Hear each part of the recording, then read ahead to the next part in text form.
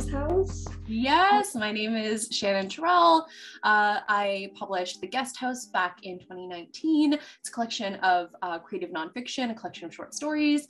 And today I write full-time, actually.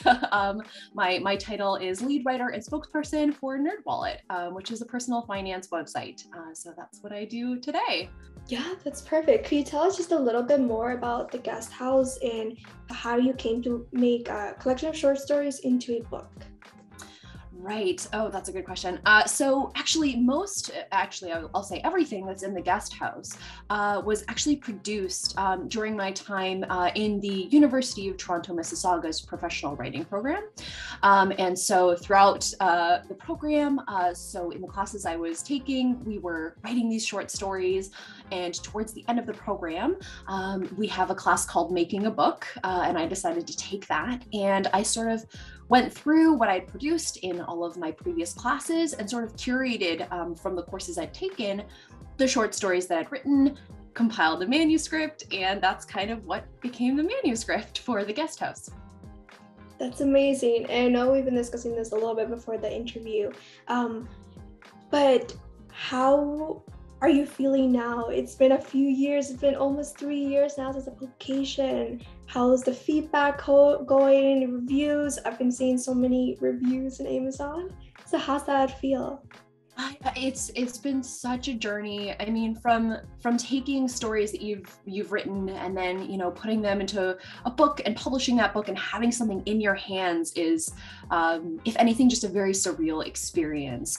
And I think even more surreal is, like you said, hearing from people that have actually picked it up and read it. The book was actually added to the course curriculum for one of the courses in the professional writing program.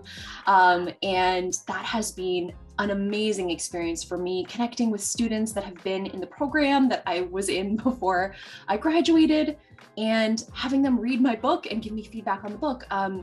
It's just been an incredibly surreal experience.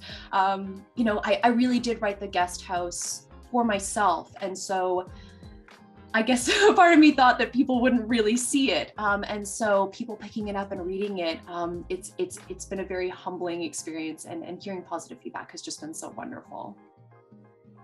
That's so great. And talking about the program for just a minute, because this is all where it started with your journey, not only with The Guest House, but I understand it's where, you really started to develop as a writer. Can you tell us a bit more on any tips of the trade that you've learned from there, or anything really memorable that you want to pass on to an emerging writer or someone even considering taking the PwC, or as I understand, I think it's under a different name in the University of Toronto? Right. I gleaned so much from that program, but a few of the major things that I took away and that I still sort of carry with me to this day are, the editing process is so essential when you're writing.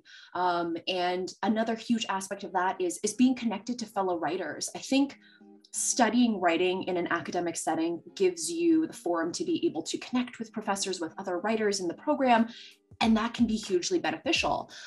But carrying that forward post-graduation out into the real world, once you've started your career, keeping that, that fire stoked. A huge part of that for me has just been continuing to connect with fellow writers and exchanging work and having little impromptu editing sessions over Zoom even has been so helpful. So I think for anybody who's just starting out, writing is essential, but I mean, editing and having a group of writers that you connect with is just as essential, and can kind of keep you motivated and pushing through the writer's block that crops up for us all.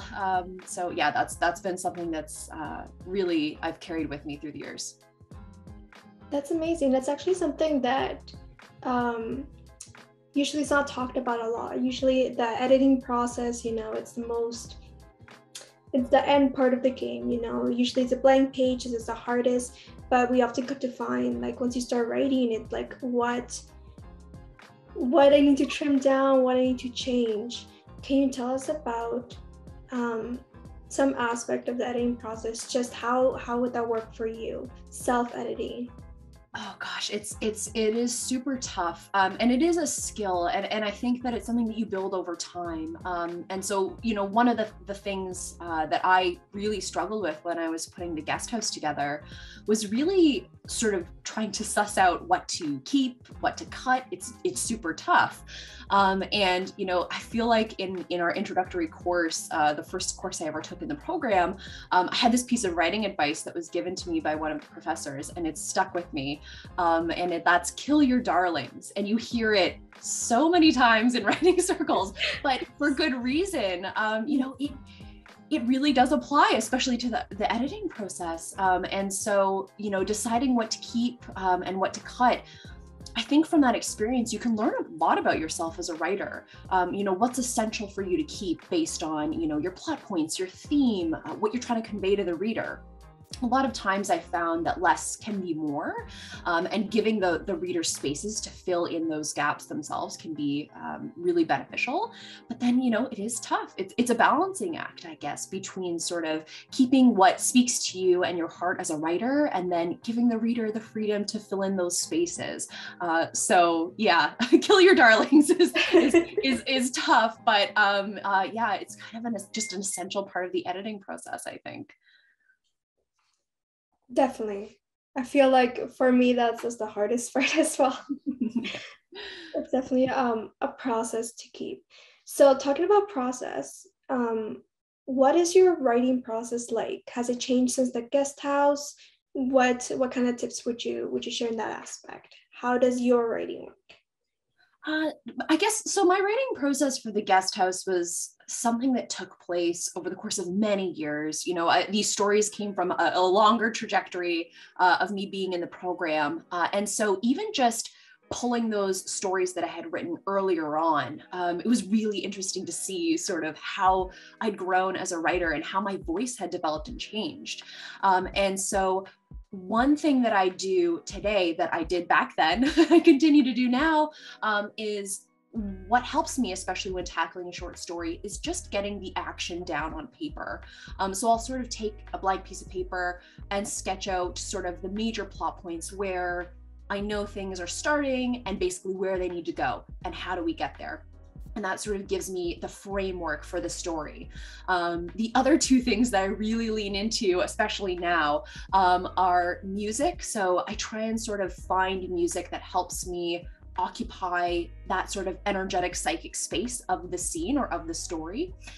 And the other thing is reading. And I'll actually tend to block out usually about half an hour before I plan to sit down to write. I'll block out about half an hour to sit down and read. And that's just to sort of get the words flowing, get things loosened up. It just helps me transition into, having the words moving through my head. Okay, now we're ready for the keyboard or the pen and paper, and we're sort of ready to go. So those are kind of what I do now, and that I did back then too. And it's been a pretty good process for me anyway. That's wonderful. So I want to just switch back into the guest house specifically, and I love how it talks about mental health and being aware and being able to overcome your own personal struggles, how that can be a challenge, but also a journey, right? Thinking of both right now in COVID-19, but also in general, why do you think this is important for you to include in your book, in your stories that you're sharing, but also just to hear about them in literature today? Oh gosh, that's a great question.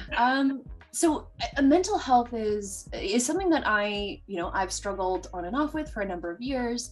And when I started to produce the stories that were eventually going to make it into the guest house, it wasn't necessarily intentional in the beginning to be writing about mental health.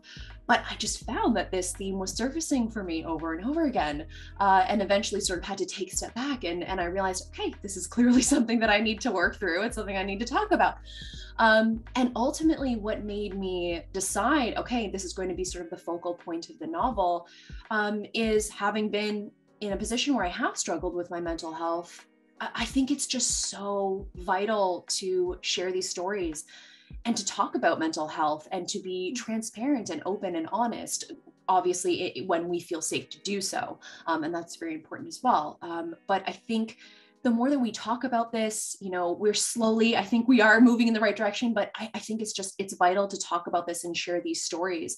I know when I was in the process of writing The Guest House, I was reading a lot of books about mental health. I was reading memoirs about people that had struggled with their mental health. And those books they helped me feel just a little less alone and feel a little more connected to others who had shared that experience. And so when I was publishing The Guest House, I thought, you know what, if just a single person reads this and it speaks to them like that, and they connect with it on that level, and it makes them feel a little less alone, then these stories will have served a purpose. And that was sort of the intention of kind of the overall theme of the book, I guess. That was so wonderfully said. It's definitely something that I love to circle whenever I see. Sorry, I have 3 dogs. No, I've got one in here with me. I know, I saw his little paw. Yeah, she's like sprawled on the floor. That's so cute. I do want to eventually shift to your future goals as a writer. Just one quick other question, because I know we spiraled a bit. This may not have been your intention, but I saw such a deep connection to colors and how that tells you of the psychic space, the narrators, the characters, everything. It was just so wonderfully done. Was this intentional? Did you have anything to say about the colors that I'm obsessed about? Yeah, colors. It's really fascinating, the things that sort of surface, I think, especially when you're covering early childhood. And for me, I found over and over again, the 2 things that kept surfacing for me were really vivid colors and smells. Those were the 2 things that just kept cropping up as I was sort of trying to build out the psychic space of those, especially those early childhood stories. And I just thought, you know what, I think this is clearly something that's stuck with me for a really long time. And I think the best way to honor that is to just weave that into the psychic space of the story and really sort of lean into that. So yeah, I think it was just a part of sort of creating the psychic space for me and plucking those details that had stayed with me for decades and making sure that the reader sort of was able to inhabit that memory and that space with me. What are your future writing goals? Any inspiring works that we can see from you in the future? I mean, I do write. I write professionally now on a full-time basis, and writing 8 hours a day can be a challenge. It's a whole separate challenge. But I definitely have, my passion projects, my side projects that I'm working on. The Guest House is a collection of creative nonfiction, but at my heart, I love fiction, fantasy, sci-fi, speculative fiction, have since I was a kid. So I'm working right now on, it'll probably be a series, but a series of high fantasy novels, which requires a lot of world building, a lot of detail-oriented work ahead of time. So I'm sort of taking some time right now to sort of build that out, organize my notes there. I mean, I would love to publish more novels in the future, but in between this much larger project with a longer trajectory, I do continue to write. I do write short stories and I write creative nonfiction still, because I've just found that it can be a tremendously powerful outlet for us to process some challenging stuff. I submit sometimes to the Archetype or to other literary journals for publication. And so sometimes you may see my work crop up that way. But yeah, so keep an eye out. My name may resurface, hopefully, fingers crossed, with some novels in the future, but it will be probably a bit of a departure from the Guest House. So it'll be really interesting to see how that's potentially received. I can't wait. I'm literally waiting till I can see. Maybe I'm too attached to the Guest House. Maybe I'm too attached to the voice, but until I can see some future works, I'm very excited. So lastly, do you have any advice, any words that you want to give to any emerging writers who are starting out their works or who are looking to see what they can do as a writer? Yes, I mean, I think as writers, we we do often operate sort of in a vacuum of this space where we sort of withdraw and we take time in silence and solitude to sort of work on our writing projects. But again, I'll circle back to this. I just think it's so important to just stay connected to your community, stay connected to other writers. Don't be afraid to branch outside of your comfort zone and experiment with your voice.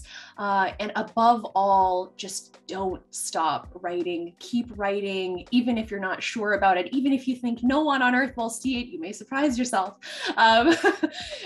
Just keep writing, connect with your community, and connect with fellow writers. And yeah, just keep at it, keep working, and you'll be amazed in the future with what opportunities might come your way as you sort of embark on that journey. But yeah, that would sort of be my big takeaway.